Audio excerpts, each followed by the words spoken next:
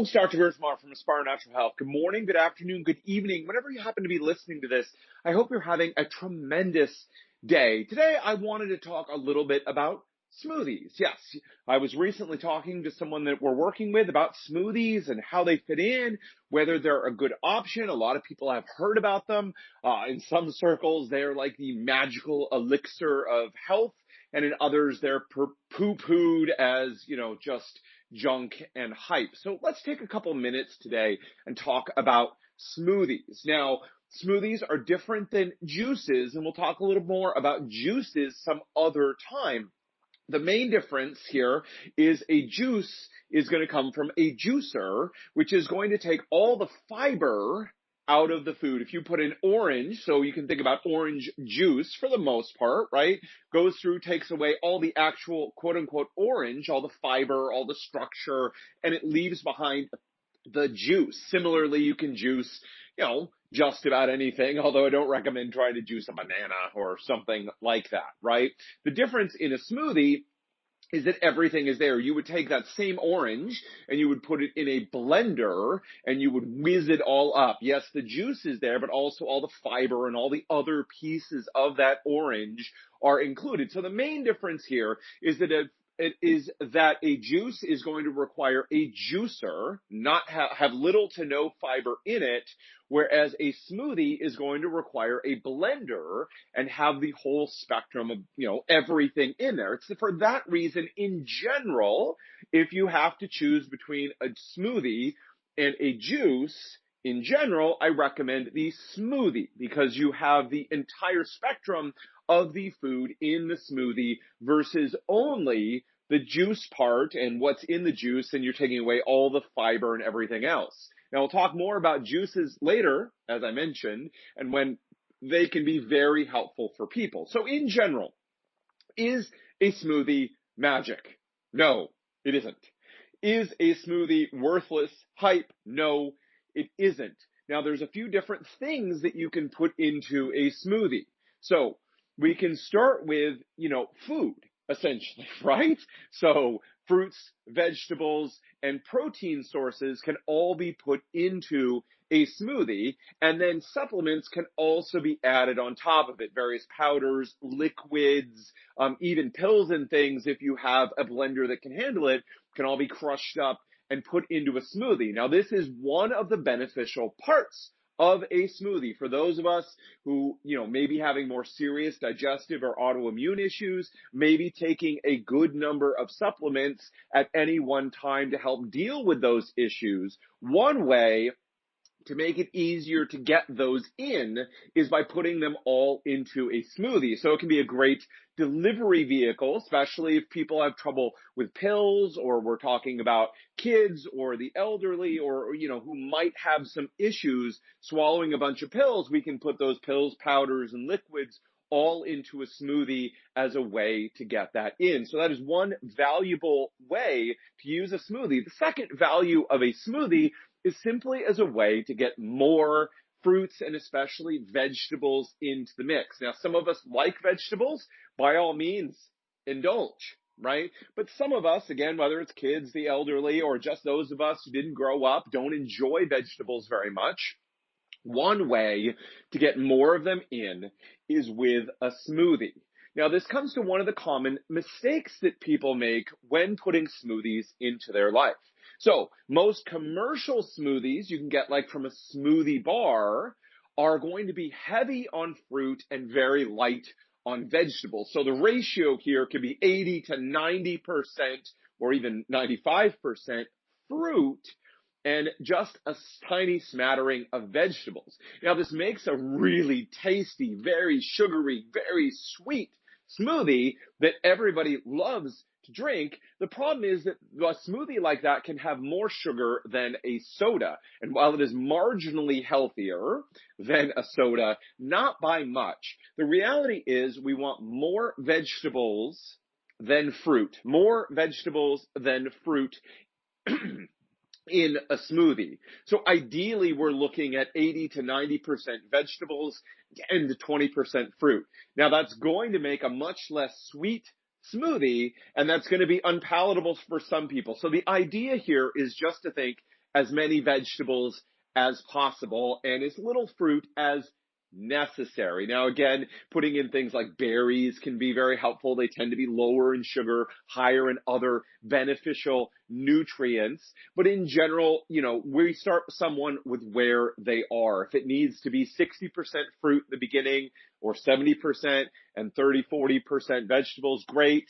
And as someone goes along, we can try to skew that ratio down, ideally hitting 20% or less fruit and 80% or more vegetables. So that's one of the first mistakes that people make is when they think smoothie, they think fruit.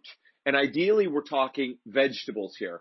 The second issue that people make is they get hung up on exact ratios or it must have this or it must have this or that. The reality is, pretty much anything can go into a smoothie. So really common ingredients, like we mentioned, berries, blueberries are one very common ingredient. They're easily available at the store. You can buy them frozen in most places any time of the year, and they can go in. So that's one option for people.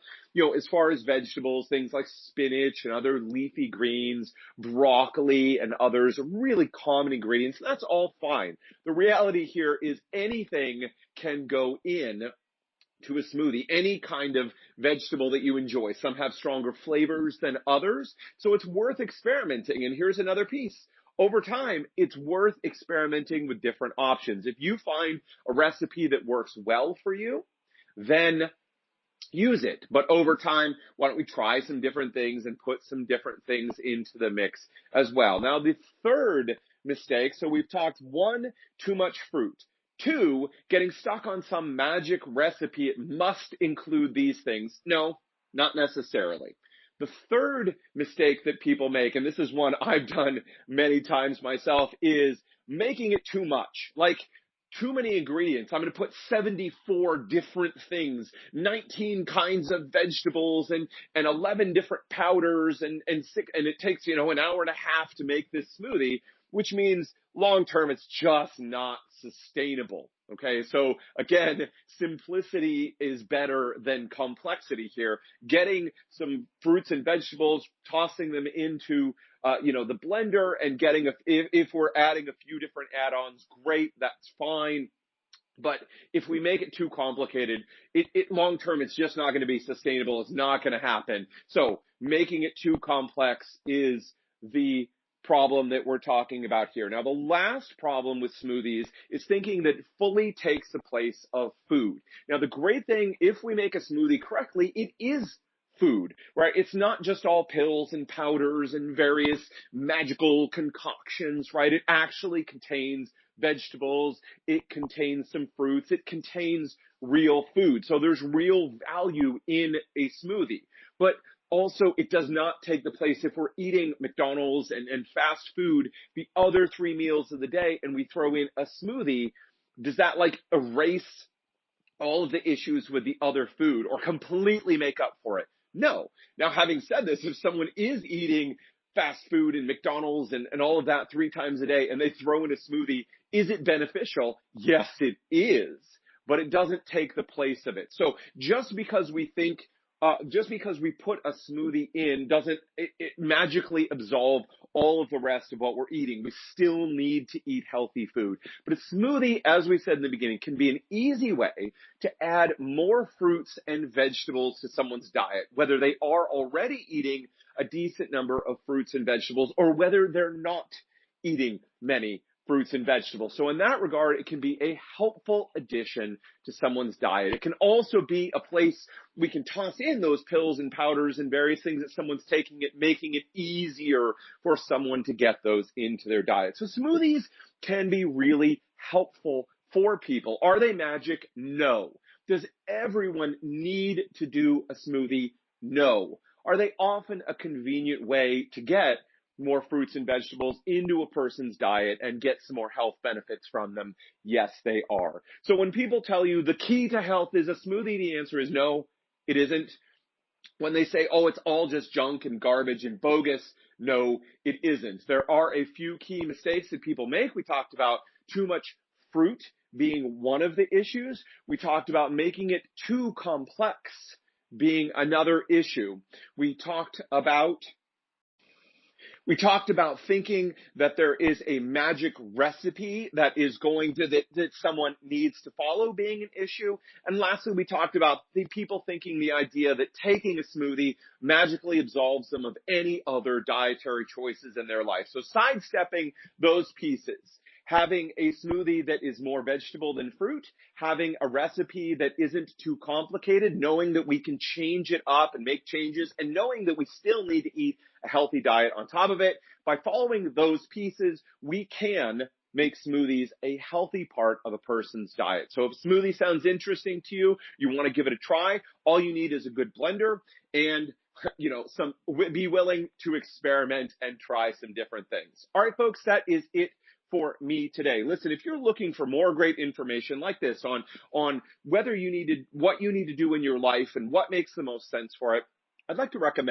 recommend my best-selling book, The Clear Path to Health. It is the result of over 10 years of working with people, of a medical school education, thousands upon thousands of hours spent studying and researching, and literally hundreds of thousands of dollars spent on education and continuing education. I've distilled all that down into a simple, easy to read book that can help you understand the key facets of what you need to do to stay healthy, get healthy, and avoid getting sick. We've had people tell us that by reading the book and by implementing the steps inside, they've been able to cause major transformations in their life. That is our goal, and that is what we'd like for you. So all you need to do to get the book is go to aspirenaturalhealth.com/book. That is aspirenaturalhealth.com/book. Aspire is an ASPIRE, naturalhealth.com/book. All right, folks, until next time, take care.